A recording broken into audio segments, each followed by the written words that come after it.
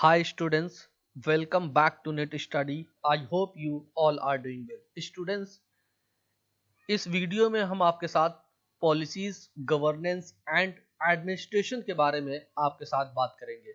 ये video students ये class 7 है। इसमें हम हायर एजुकेशन से रिलेटेड आपके साथ यहाँ पे डिस्कस करते हैं। स्टूडेंट्स, इसके बाद एक क्लास और होगी, फिर ये हमारा हायर एजुकेशन का जो यूनिट होगा वो कंप्लीट होगा। इसमें हम आपके साथ क्या क्या डिस्कस करेंगे कि कॉन्स्टिट्यूशंस क्या होता है और कॉन्स्टिट्यूशंस कैसे बना उसके बारे में हम आपके साथ डिस्कस करेंगे।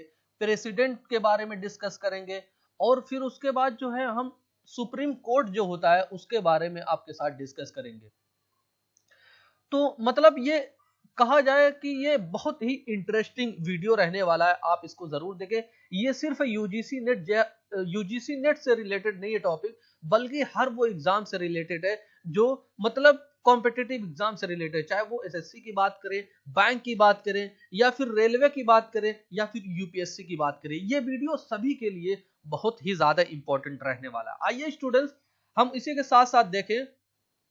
स्टूडेंट्स, अगर आपने टेलीग्राम चैनल को ज्वाइन नहीं किया है तो ये इसका लिंक है, आप इसको ज्वाइन करें ताकि आप डेली जो है ज्यादा से ज्यादा प्रीवियस क्वेश्चन को अटेम्प्ट करें।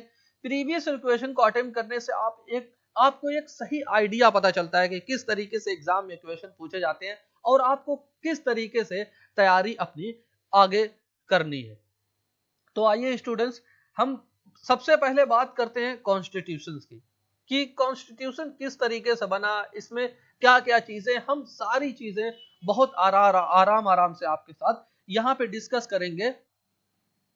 पहले चेंज कर लेते हैं पेन को, फिर उसके बाद जो है। तो स्टूडेंट्स, इसमें क्या कहा गया कॉन्स्टिट्यूशन के बारे में, कि कॉन्स्टिट्यूशन जो होता है किसी भी देश के लिए, किसी भी कंट्री के लिए प्रोवाइड कराता है क्या चीज, एक देश के लिए जो होता है उसकी जो देश की जो गवर्नमेंट होती है, सरकार होती है, उनके उनके क्या काम होंगे, उनका प्रिंसिपल क्या होगा और उसका मतलब क्या आधार होगा, ये सारी चीजें कॉन्स्टिट्यूशन के द्वारा एक गवर्नमेंट को, एक सरकार को बताई जाती है। अगर हम अपने देश के हिसाब से बात करें, अपने देश का जो कॉन्स्टिट्यूशन है, संविधान है, उसकी बात करें, कॉन्स्टिट्यूशन ऑफ इंडिया की बात करें, तो कहा गया कि ये जो हमारा जो संविधान लिखा गया था वो 2 साल 11 महीना और 18 दिन में तैयार हुआ था, इसको लिखा गया था। ये इंपॉर्टेंट पॉइंट है स्टूडेंट्स, ये एग्जाम में पूछा जा चुका है कि जो इंडिया का कॉन्स्टिट्यूशन है, इंडिया का जो संविधान है, भारत का संविधान है, वो उसको लिखने में 2 साल 11 महीना 18 दिन का समय लगा हुआ था। और ये कंप्लीट हुआ था, तैयार हुआ था। ये कब? 26 नवंबर 1949 को बन के तैयार हो गया था। और ये इनफोर्स में कब आया था, यानी ये पूरी तरीके से लागू कब किया गया था? 26 जनवरी 1950 को ये लागू कर दिया गया था। ये सारे फैक्ट्स हैं स्टूडेंट्स, ये जितने भी फैक्ट्स हैं एक एक लाइन से एग्जाम में क्वेश्चन पूछा जा चुका है, यानी आप समझिए कि हर लाइन से एक क्वेश्चन यहाँ पे फ्रेम हो रहा है। अगर स्टूडेंट्स बात करें तो ये भी क्वेश्चन पूछा जा चुका है कि जो दुनिया का पहला रिटन कॉन्स्टिट्यूशन है वो यूएसए का था। पहला लिखित रूप में जो कॉन्स्टिट्यूशन संविधान था वो यूएसए यानी यूनाइटेड स्टेट ऑफ अमेरिका का था। अगर बात करें यूके की यानी यूनाइटेड किंगडम की बात करें तो इसका कोई लिखित जो है कॉन्स्टिट्यूशन नहीं है, लिखित इसका कोई संविधान नहीं है। आई होप इतनी बातें आप इसको समझ गए होंगे। हम प्रीएम्बल के बारे में यहाँ डिस्कस कर ले स्टूडेंट, थोड़ा बहुत। प्रीएम्बल से भी एग्जाम में क्वेश्चन पूछा जाता है कि जो कॉन्स्टिट्यूशन ऑफ इंडिया का जो प्रीएम्बल है इसको हिंदी में प्रस्तावना कहते हैं। प्रस्तावना इसको कहते हैं हिंदी में। प्रीएम्बल में क्या दिया गया है, एग्जाम में डायरेक्ट ये क्वेश्चन पूछा जा चुका है कि जो प्रीएम्बल है, जो प्रस्तावना, उसकी बात कहां से शुरू होती है। क्या यहाँ पे we the people of India, ये एग्जाम में क्वेश्चन पूछा जा चुका। और ये जितने भी ये वर्ड्स हैं बोल्ड किए गए हैं, ये सारे एग्जाम में पूछे जा चुके हैं कि सॉवरेन, सोशलिस्ट, सेकुलर, जो ये वर्ड हैं इससे रिलेटेड एग्जाम में क्वेश्चन पूछे जा चुके हैं। अच्छा, प्रियम्बल क्या होता है? ये पूरा निचोड़ है, पूरा निष्कर्ष कंक्लूजन है किसका? इंडियन कॉन्स्टिट्यूशंस का। ये प्रियम्बल हम आपके सामने रखे हुए हैं क्योंकि ये इंपॉर्टेंट है एग्जाम पॉइंट ऑफ से। जस्टिस की बात की गई, लिबर्टी की बात की गई, इक्वालिटी की बात की गई और फ्रेटर्निटी की इसमें बात की गई। ये सारी चीजें काफी ज्यादा इंपॉर्टेंट है। आइए हम स्टूडेंट्स और बात करें कि कैसे, किस तरीके से जो है जो संविधान था वो बना है, इसके बारे में जो फैक्ट्स हैं हम उनके बारे में डिस्कस करेंगे। यहाँ पे स्टूडेंट्स बताया गया कि एम.एन. रॉय जो थे उन्होंने दिया था कॉन्स्टिट्यूएंट असेंबली, यानी संविधान सभा का जो आइडिया दिया था, किसने दिया था? एम.एन. रॉय ने दिया था।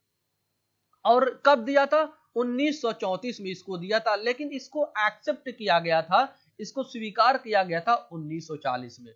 और जब जो इसको स्वीकार किया गया तो इसमें कॉन्स्टिट्यूएंट यानी संविधान सभा की जो मेंबर थे वो 389 मेंबर थे, लेकिन जो है 93 नॉमिनेटेड मेंबर थे।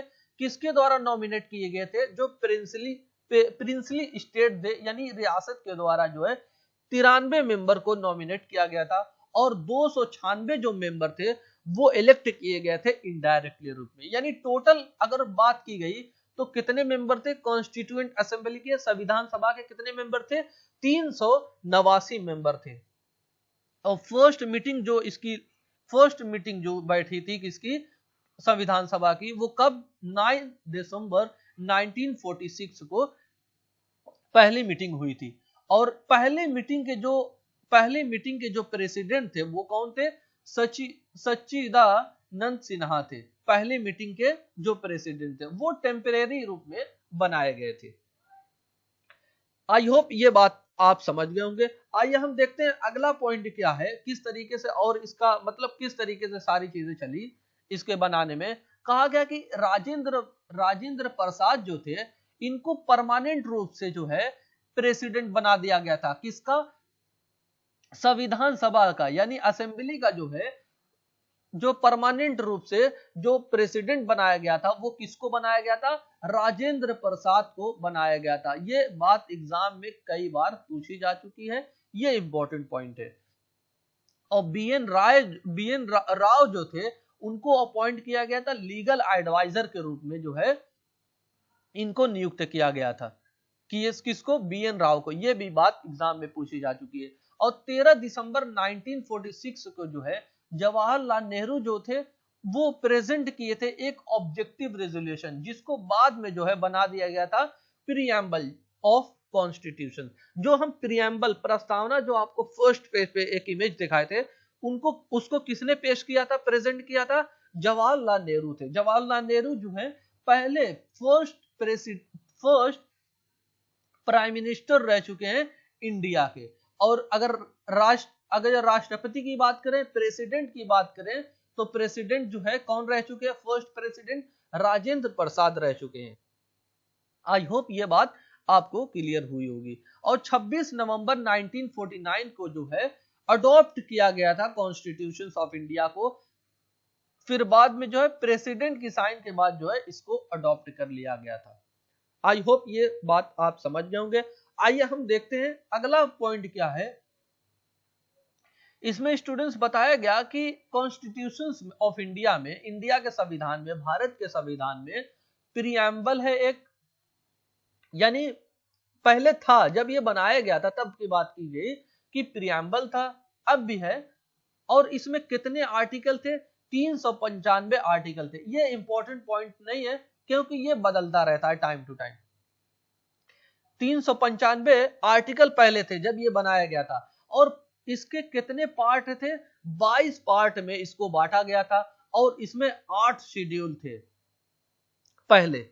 और कहा गया कि 26 जनवरी को जो है, जब 1950 का टाइम था, 26 जनवरी को इसको इन्फोर्स किया गया था। ये इसको फोर्स में इसको लागू किया गया था पूर्ण रूप से। और कहा गया कि तभी से जो है 26 जनवरी को जो है हर साल रिपब्लिक डे के रूप में सेलिब्रेट किया जाता। आई होप रिपब्लिक डे क्यों मनाया जाता है आप इसको समझ गए होंगे कि जो हमारा संविधान बन के तैयार हुआ था, पूर्ण रूप से लागू किया गया था, वो 26 जनवरी को 1950 को ये लागू किया गया था। तभी से 26 जनवरी को हर साल रिपब्लिक डे के रूप में मनाया जाता है।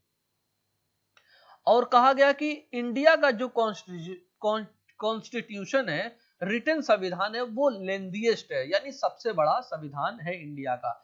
और अब बात करें, इसमें प्रियम्बल है। प्रियम्बल पहले भी था, अब भी है, जो हम आपको पहले स्लाइड पे आपको एक इमेज के रूप में आपको दिखाए थे। वहां पे क्या क्या बातें कही गई, जिसका जो शब्द ही शुरू होता है we the people of India, यानी हम भारत के लोग। अब इसमें क्या कहा गया कि 465 इसमें आर्टिकल है संविधान में, जबकि ये बढ़ के अब 470 स्टूडेंट्स, ये 470 आर्टिकल हो चुके हैं। और ये अब इसमें कितने पार्ट हैं, 25 पार्ट में डिवाइड किया गया है। और इसके जो है 12 शेड्यूल, यानी शुरू में 8 शेड्यूल थे, अब इसमें 12 शेड्यूल हो चुके हैं। और कितने पार्ट में था जब शुरू में बनाया गया था, 22 पार्ट में था, लेकिन अब ये जो है 25 पार्ट में इसको डिवाइड कर दिया गया है। और इंडिया का जो कॉन्स्टिट्यूशन है, ये वर्ल्ड का सबसे बड़ा कॉन्स्टिट्यूशन है, सबसे बड़ा संविधान है, लेंथीएस्ट संविधान इंडिया का है पूरी दुनिया में।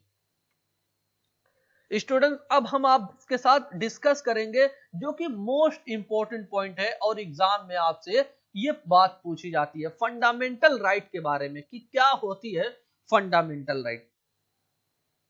कहा गया कि फंडामेंटल राइट जो है, आपको ये बात पता होनी चाहिए कि फंडामेंटल राइट जो है पार्ट जो है वो 3 में ये आता है। कितने टोटल पार्ट हैं, 25 पार्ट हैं, जिसमें पार्ट 3 में जो है फंडामेंटल राइट को रखा गया है। और ये फंडामेंटल राइट जो है ये यूएसए से लिया गया है। स्टूडेंट्स, आपको ये बात पता होनी चाहिए कि ये यूएसए से लिया गया है, और ये कोर्ट के द्वारा जो है जस्टिफाई किया जाता है। सुप्रीम कोर्ट जो होता है, सुप्रीम कोर्ट हमारे देश का जो है स्टूडेंट्स, इसका कस्टोडियन, यानी इसकी देखभाल कौन करता है फंडामेंटल राइट की, कस्टोडियन किसका, इसका कस्टोडियन क्या है, सुप्रीम कोर्ट है। और इसमें कहा गया कि जब भी वायलेशन होगा किसका, फंडामेंटल राइट्स का, तो इसकी देखभाल कौन करेगा, सुप्रीम कोर्ट करेगा। और कोई भी लॉ जो बनाया जाएगा और उसको फंडामेंटल राइट को जो है ये वायलेट करेगा, तो सुप्रीम कोर्ट के द्वारा जो है उस लॉ को वॉइड करार दिया जाएगा, वॉइड डिक्लेयर कर दिया जाएगा, यानी व्यर्थ करार दे दिया जाएगा सुप्रीम कोर्ट के द्वारा, अगर वो कानून जो है फंडामेंटल राइट का उल्लंघन कर रहा है। अच्छा, आपको यह भी बात पता होनी चाहिए कि फंडामेंटल राइट क्या क्या है। फंडामेंटल राइट में सबसे पहले आपको यह पता होनी चाहिए, फंडामेंटल राइट जो है वो आर्टिकल जो है, कितने आर्टिकल हैं, इस वक्त 470 आर्टिकल हैं, जिसमें से फंडामेंटल राइट जो है आर्टिकल 12 से 35 के बीच में ये आता है फंडामेंटल राइट। अच्छा, इसमें सबसे पहले बात की गई राइट टू इक्वालिटी की, यानी सबको बराबरी का हक मिलेगा, राइट टू इक्वालिटी की बात की गई। आर्टिकल 14 से लेकर आर्टिकल 28 में बताया गया। ये काफी इंपॉर्टेंट है एग्जाम पॉइंट ऑफ व्यू से स्टूडेंट्स। राइट टू फ्रीडम की बात की गई, जो आर्टिकल 19 से लेकर आर्टिकल 22 तक बताया गया है राइट टू फ्रीडम के बारे में। फिर राइट टू अगेंस्ट एक्सप्लॉयटेशन के बारे में बताया गया, और right to freedom of religion के बारे में आपसे कहा गया, यानी आप किस धर्म को फॉलो कर रहे हैं वो आपको फुल आजादी, यानी पूरा हक यहाँ पे कॉन्स्टिट्यूशन में दिया गया है। Right to cultural and educational right की बात की गई, यानी आपको पूरा हक मिलता है कि आप अपने कल्चर को फॉलो करें, और एजुकेशनल राइट आप, यानी आपका हक बनता है कि आप जो है कितना एजुकेशन हासिल करते हैं। राइट टू कॉन्स्टिट्यूशनल रेमेडीज की बात की गई। ये बात स्टूडेंट्स काफी ज्यादा इंपॉर्टेंट है एग्जाम पॉइंट ऑफ व्यू से। आइए स्टूडेंट्स, हम अब राइट टू फंडामेंटल राइट के बारे में हमने बात कर ली, अब हम आपके साथ एक ब्रीफ में डिस्कस करेंगे फंडामेंटल ड्यूटीज के बारे में कि क्या होती है फंडामेंटल ड्यूटीज। सबसे पहले बताया गया कि फंडामेंटल ड्यूटीज जो है ये पार्ट 4A का पार्ट है, यानी कितने पार्ट है, 25 पार्ट है, तो उसमें चौथे पार्ट में क्या है, फंडामेंटल ड्यूटीज को रखा गया है। और ये कब इंक्लूड किया गया था? 42nd अमेंडमेंट के थ्रू इसको इंक्लूड किया गया था। 42nd अमेंडमेंट कब हुआ था? 1976 में हुआ था। और ये इसको रिकमेंड किया था। ये इंपॉर्टेंट स्टूडेंट्स पॉइंट है और ये भी एग्जाम में बात पूछी जा चुकी है। कहा गया कि फंडामेंटल ड्यूटीज को किसने रिकमेंड किया था? स्वर्ण सिंह कमेटी ने इसको रिकमेंड किया था। फंडामेंटल ड्यूटीज जो है ये मतलब क्या है कि नेशंस को जो भी हेरिटेज है उसको प्रोटेक्ट करना है आपको। मतलब आपकी जिम्मेदारी बनती है, ड्यूटीज बनती है कि आप अगर सिटीजन्स ऑफ इंडिया हैं तो आपकी ये जिम्मेदारी बनती है कि जो भी हेरिटेज है उनको प्रोटेक्ट करना। नेशनल जो फ्लैग है, जो नेशनल फ्लैग है उसकी रिस्पेक्ट करना, नेशनल एंथम है उसकी रिस्पेक्ट करना, ये सारी बातें जो है फंडामेंटल ड्यूटीज में आती हैं। कि एक भाईचारगी पूरे देश में बनाए रखना और जो भी सोवर्निटी है और जो भी इंटेग्रिटी ऑफ इंडिया है उसको जो है प्रोटेक्ट करना, ये आपकी ड्यूटीज जो सिटीजन्स ऑफ इंडिया है उनकी ड्यूटीज बनती है। ये बातें फंडामेंटल ड्यूटीज में बताई गई हैं। अब हम लैंग्वेजेस के बारे में डिस्कस करेंगे स्टूडेंट्स की क्या होती है लैंग्वेजेस। लैंग्वेज कितनी है इंडिया में? कितनी लैंग्वेज कॉन्स्टिट्यूशंस में? टोटल 22 लैंग्वेज हैं। इन सारी लैंग्वेज को जो है किस शेड्यूल में रखा गया है? 8वें शेड्यूल में रखा गया। टोटल कितने शेड्यूल हैं इस वक्त? 12 शेड्यूल हैं इंडियन कॉन्स्टिट्यूशन में। और कहा गया कि ये जो लैंग्वेज है इसको कुछ समय के लिए यानी कभी कभी इसको नेशनल लैंग्वेज भी कहा जाता है। और कहा गया कि इस मतलब कोई लॉ के द्वारा लीगल इसका कोई कानूनी डिक्लेरेशन नहीं है। और कहा गया कि कोई भी मतलब इंडिया की जो कौन सी ऑफिशियल लैंग्वेज है इसको डिक्लेयर नहीं किया गया है। और यानी कॉन्स्टिट्यूशन में बताया नहीं गया है कि कौन सी ऑफिशियल लैंग्वेज होगी इंडिया की। लेकिन हिंदी को जो है यूनियन की यानी पूरे देश की लैंग्वेज माना जाता है। और इसके ऑफिशियल लैंग्वेज की बात करें तो हिंदी को और इंग्लिश को जो है ऑफिशियल लैंग्वेज के रूप में यूज किया जाता है। और एक स्टेट की बात करें, हम तो पूरे देश की ये बात कर रहे थे कि हिंदी और इंग्लिश जो है पूरे देश की जो है लैंग्वेज ऑफिशियल लैंग्वेज होगी। और कहा गया कि जो स्टेट होगा उसके लिए क्या हो गया, वो अपने ऊपर है कि उनके जो स्टेट में कौन सी लैंग्वेज का यूज किया जा रहा है। उन लैंग्वेज को जो कॉन्स्टिट्यूशन में दिए गए, कॉन्स्टिट्यूशन में कितनी लैंग्वेज बताई गई है? 22 लैंग्वेज को बताया गया जो 8वें शेड्यूल में रखी गई है। ये बात एग्जाम में आपसे पूछी जा सकती है।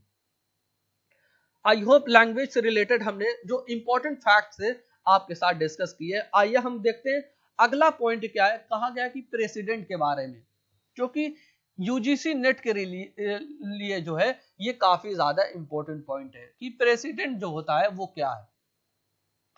प्रेसिडेंट जो होता है वो फर्स्ट सिटीजन होता है इंडिया का और ये हेड होता है इंडियन स्टेट का, यानी पूरे इंडिया का जो है ये हेड होता है। और कहा गया कि ये डायरेक्टली जो है इलेक्ट नहीं किया जाता है, इसको इलेक्ट करने के लिए जो है कौन जिम्मेदार होता है? जो भी पार्लियामेंट है, पार्लियामेंट के दोनों हाउस यानी राज्यसभा की बात की जा रही है और लोकसभा की बात की जा रही है, यानी इनके द्वारा जो है एक प्रेसिडेंट को इलेक्ट किया जाएगा। और स्टेट लेजिस्लेटिव जो होंगे, लेजिस्लेटिव असेंबली जो होगी उसको प्रेसिडेंट को अपॉइंट करने के लिए, इलेक्ट करने के लिए इसमें होंगे। और लेजिस्लेटिव असेंबलीज किसकी? जो यूनियन हमारी टेरिटरी है, सिर्फ दिल्ली की और पांडिचेरी की जो है यूनियन, ये लेजिस्लेटिव असेंबली जो है इनमें हिस्सा लेंगी प्रेसिडेंट को अपॉइंट करने के लिए, इलेक्ट कर।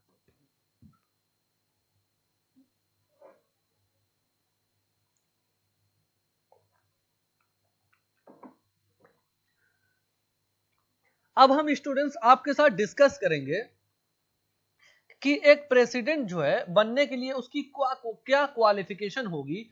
सबसे पहले बताया गया है कि ये सिटीजन ऑफ इंडिया होना चाहिए और कम से कम इसकी एज जो होगी वो 35 साल होनी चाहिए या इससे ज्यादा होनी चाहिए। ये मतलब बेसिक क्वालिफिकेशन है एक प्रेसिडेंट बनने की, प्रेसिडेंट ऑफ इंडिया बनने की। ओथ की अगर जो बात करें, ये शपथ की बात करें एक प्रेसिडेंट की, तो इसमें बताया गया कि जो प्रेसिडेंट जो शपथ लेगा वो जो सुप्रीम कोर्ट के जो जज होंगे उनके सामने लेगा। और कहा गया कि इसमें जो इसका जो सीवियर होगा वो कसम खाएगा शपथ लेने में, क्या कि वो अच्छे तरीके से जो है पूरी ईमानदारी से अपनी ऑफिस को वो एग्जीक्यूट करेगा और प्रिजर्व करेगा, प्रोटेक्ट करेगा जो कॉन्स्टिट्यूशंस हैं और जो भी लॉ हैं उनको, और समर्पित करेगा अपने आप को कि जो भी इंडिया के जो लोग हैं उनकी जो वेलबींग के लिए और उनकी सर्विसेज के लिए अपने आप को जो है वो डिवोट करेगा, समर्पित कर देगा। यानी जो भी भारत के लोग हैं उनकी भलाई के लिए और उनकी सेवा के लिए अपने आप को समर्पित कर देगा, ये उसके ओथ में शामिल है। और कहा गया कि इनका जो टर्म रहने वाला है, जो इनका टेन्योर रहेगा वो 5 साल के लिए होता है और ये एलिजिबल होते हैं री इलेक्शन के लिए, यानी कई बार इनको इलेक्ट किया जा सकता है। और कहा गया कि इनके रिमूवल की बात करें तो प्रेसिडेंट के द्वारा, प्रेसिडेंट के रिमूवल की बात करें तो इनको रिमूव किया जा सकता है इंपीचमेंट के थ्रू। इंपीचमेंट प्रोसीजर को जो है स्टूडेंट्स क्या होता है हम अगली स्लाइड में आपको बताएंगे। कहा गया कि जब भी ये कॉन्स्टिट्यूशन का वायलेशन करेंगे, इनके द्वारा वायलेशन होगा, उल्लंघन होगा, तब इनको एक इंपीचमेंट के थ्रू जो है एक प्रॉपर प्रोसीजर के थ्रू इनको हटाया जा सकता है प्रेसिडेंट को। और ये अपना रेजिग्नेशन जो है किसके, वाइस प्रेसिडेंट को जो है अपना रेजिग्नेशन देंगे। इंपीचमेंट क्या होता है स्टूडेंट्स, इसके बारे में अगर बात करें तो इंपीचमेंट जो होगा वो शुरुआत इसकी की जाएगी जो भी दोनों हाउस है, पार्लियामेंट के 2 हाउसेज होते हैं, कौन कौन से, एक राज्यसभा होते हैं, एक लोकसभा होते हैं, दोनों में से किसी एक के द्वारा इसकी शुरुआत की जा सकती है किसकी, इंपीचमेंट की।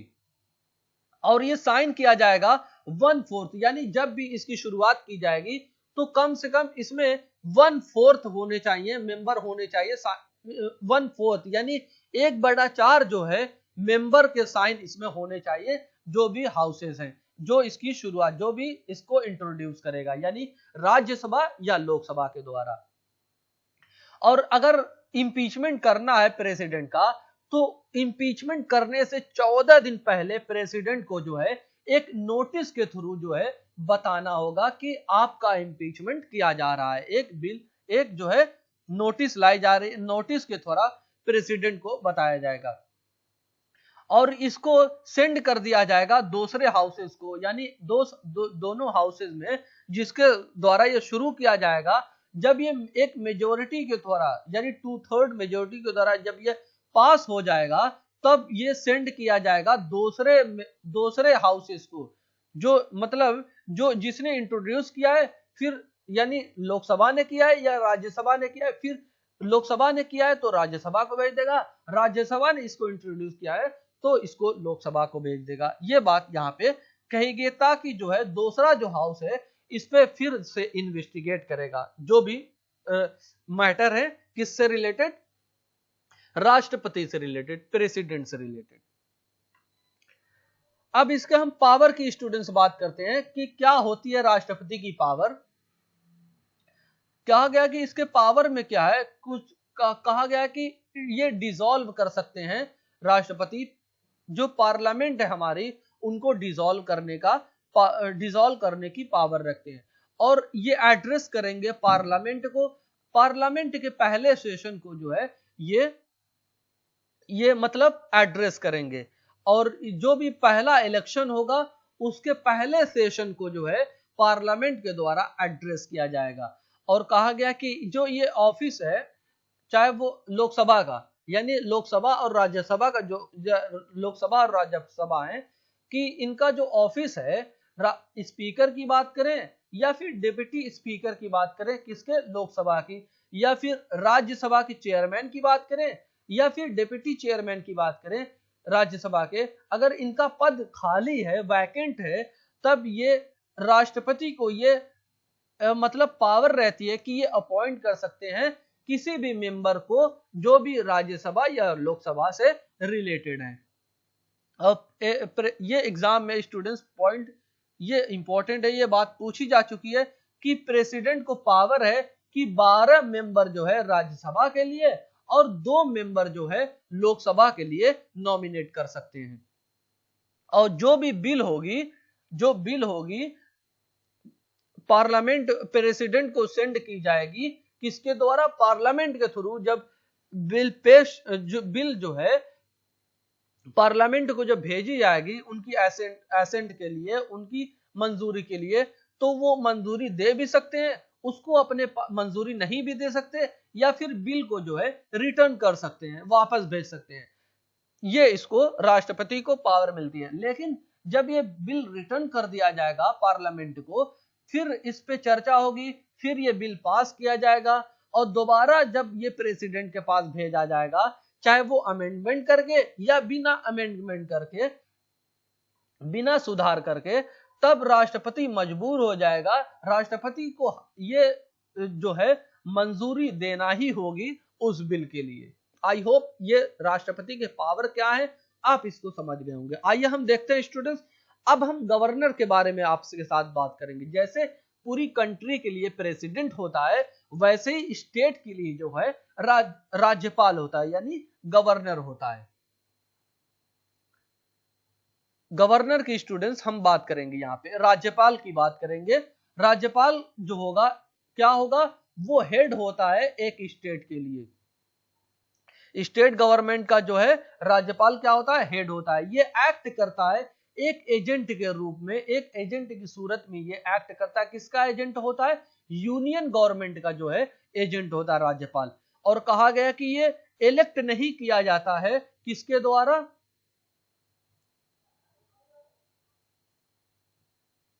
ये डायरेक्टली इलेक्ट नहीं किया जाता है, लेकिन प्रेसिडेंट के द्वारा जो है इसको इलेक्ट किया जाता है।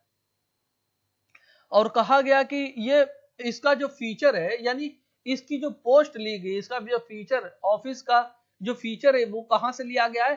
कनाडा से इसको लिया गया है। यानी आप जानते हैं स्टूडेंट्स, हमारा जो कॉन्स्टिट्यूशन बनाया गया तो वो अलग अलग देश से जो है फीचर्स लिए गए। कोई कनाडा से लिया गया कुछ फीचर, कोई यूएसए से लिया गया। जैसा कि हमने फंडामेंटल राइट के बारे में आपके साथ बताया था कि फंडामेंटल जो राइट है वो कहां से? यूएसए के फंडामेंटल जो राइट है, फंडामेंटल राइट है, कहां से लिए गए हैं? वो यूएसए के कॉन्स्टिट्यूशन से लिए गए हैं। और वैसे ही बताया गया जो गवर्नर की जो फीचर लिया गया है वो कनाडा से लिया गया है। यही इसी तरीके से जो है कोई ऑस्ट्रेलिया से लिया गया है, कोई जो है यूके से लिया गया, यानी अलग अलग जगह से मिला के जो है हमारा कॉन्स्टिट्यूशन बनाया गया है।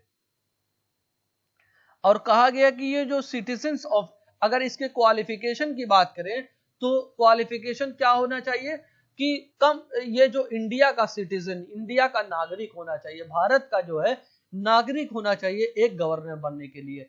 कम से कम इसकी एज जो होनी चाहिए वो 35 साल की होनी चाहिए या इससे ज्यादा की होनी चाहिए। यानी 35 साल से कम का आदमी जो है गवर्नर नहीं बन सकता। और ये जो है कोई भी, यानी जो भी पार्लियामेंट है या स्टेट लेजिस्लेचर है, उनका मेंबर नहीं होना चाहिए। इनके क्वालिफिकेशन में ये बात बताई गई है। अगर स्टूडेंट्स इसके टर्म की बात करें तो 5 साल का इसका टर्म रहने वाला है। यानी गवर्नर का जो टेन्योर रहेगा वो 5 साल का रहेगा। और ये अपने ऑफिस में 5 साल से ज्यादा भी रह सकते हैं जब तक जो है इनका सक्सेसर नहीं आ जाएगा। और गवर्नर जो है वो एलिजिबल होते हैं रीअपॉइंट करने के लिए, यानी कई बार इनको जो है गवर्नर बनाया जा सकता है एक स्टेट का। और इसके रिमूव की बात करें, इसके रिमूवल की बात करें तो प्रेसिडेंट के द्वारा इनको रिमूव किया जा सकता है, किसी भी टाइम जो है रिमूव किया जा सकता है। इसका रेजिग्नेशन जो होगा वो प्रेसिडेंट को सौंपा जाएगा। ये बात काफी इंपॉर्टेंट है स्टूडेंट्स, एग्जाम में पूछी जा चुकी है। और एक गवर्नर को जो है कई स्टेट का जो है गवर्नर बनाया जा सकता है, एक व्यक्ति को कई स्टेट का गवर्नर बनाया जा सकता है। ये बात यहाँ पे बताई गई। और जब ये ओथ लेगा तो ये किसके सामने ओथ लेगा? Chief justice of high court के सामने जो है ये ओथ लेगा। और फिर वही बात बताई गई कि ये अपने ऑफिस को, अपनी ड्यूटी को जो है पूरी ईमानदारी के साथ निभाएंगे और ये प्रिजर्व करेंगे और प्रोटेक्ट करेंगे, हिफाजत करेंगे और डिफेंड करेंगे कॉन्स्टिट्यूशंस को, और जो भी लॉ हैं बताए गए हैं उनको ये प्रोटेक्ट, प्रिजर्व एंड डिफेंड करेंगे। और ये पूरे जो है समर्पित कर देंगे किसकी सेवा में? स्टेट के जो लोग हैं, स्टेट के जो लोग हैं उनकी सेवा में जो है उनकी जो पूरी भलाई के लिए और उनकी सेवा के लिए अपने आप को समर्पित कर देंगे। ये बात यहाँ पे बताई गई। अब हम स्टूडेंट्स सुप्रीम कोर्ट के बारे में बात करेंगे, जो कि आपसे पूछा जा सकता है एग्जाम में कि सुप्रीम कोर्ट के बारे में क्या है, आपकी नॉलेज है। तो कहा गया कि 28 जनवरी 1950 को सुप्रीम कोर्ट को बना दिया गया था, फेडरल कोर्ट ऑफ इंडिया का सक्सेसर बना दिया गया था। और बात की गई सुप्रीम कोर्ट को जो रखा गया है पार्ट 5 में रखा गया। कितने पार्ट है टोटल? 25 पार्ट है। उसमें उसके 5वें पार्ट में जो है रखा गया सुप्रीम कोर्ट को। और ये कितने आर्टिकल, किस आर्टिकल में आता है? आर्टिकल 124 से लेके आर्टिकल 147 तक जो है बात की गई है सुप्रीम कोर्ट की। और कहा गया कि ये जो एक्ट करेगा सुप्रीम कोर्ट, फाइनल इंटरप्रेटर के रूप में, गार्जियन के रूप में, कस्टोडियन के रूप में, किसके? संविधान के। यानी संविधान के निगरानी, उसका गार्जियन और उसका फाइनल इंटरप्रेटर कौन होगा के रूप में काम करेगा? Supreme court. और ये हाईएस्ट कोर्ट होगा, जो हमारा देश है, जो कंट्री हमारी, उसका जो ये अपील करने के लिए ये हाईएस्ट कोर्ट होगा। आइए स्टूडेंट्स हम बात करेंगे इसके क्वालिफिकेशन की। जो सुप्रीम कोर्ट के जो जज होंगे, सुप्रीम कोर्ट के जो जज होंगे उनकी क्या क्वालिफिकेशन होगी, इसके बारे में डिस्कस करें। तो सबसे पहले बताया गया कि ये सिटीजन ऑफ इंडिया होना चाहिए, और ये जो है स्टूडेंट्स हाई कोर्ट में जो है वो जज होना चाहिए 5 साल के लिए, कम से कम 5 साल का जज हो, या फिर वो एडवोकेट हो या वकील हो हाई कोर्ट का 10 साल के लिए। तभी जो है सुप्रीम कोर्ट के जज के लिए ये एलिजिबल होगा। और इसमें सुप्रीम कोर्ट के जज बनने के लिए इनकी कोई मिनिमम एज नहीं दी गई है। और कहा गया कि सुप्रीम कोर्ट का जो जज होगा उनको कौन अपॉइंट करेगा, ये बात इंपॉर्टेंट है स्टूडेंट्स, ये आपसे पूछी जा सकती है। कौन अपॉइंट करेगा? प्रेसिडेंट के द्वारा इसको अपॉइंट किया जाएगा। और जो अदर जजेस होंगे सुप्रीम कोर्ट के, उनको भी प्रेसिडेंट के द्वारा ही अपॉइंट किया जाएगा। और कहा गया कि जो टेन्योर इनका रहने वाला है वो 65 साल की एज तक इनका टेन्योर रहेगा। और ये रिजाइन देंगे अपने ऑफिस से। किसको रेजिग्नेशन देंगे? प्रेसिडेंट को जो है अपना रेजिग्नेशन लेटर देंगे, प्रेसिडेंट को ये पेश करेंगे। और इनके रिमूवल की बात की गई, रिमूव किया जाएगा प्रेसिडेंट के द्वारा। जब पार्लियामेंट जो है रिकमेंड करेगा, तब प्रेसिडेंट के द्वारा इनको, यानी सुप्रीम कोर्ट के जो जज होंगे उनके द्वारा रिमूव कर दिया जाएगा। आई होप ये बात आपको समझ में आ गई स्टूडेंट्स। हम इस वीडियो को यहीं पे एंड करेंगे। हम मिलेंगे आपके साथ एक नई वीडियो में और नए टॉपिक के साथ। तब तक आप खुश रहिए और अपना ख्याल रखिए। Thank you for watching video. God bless you all.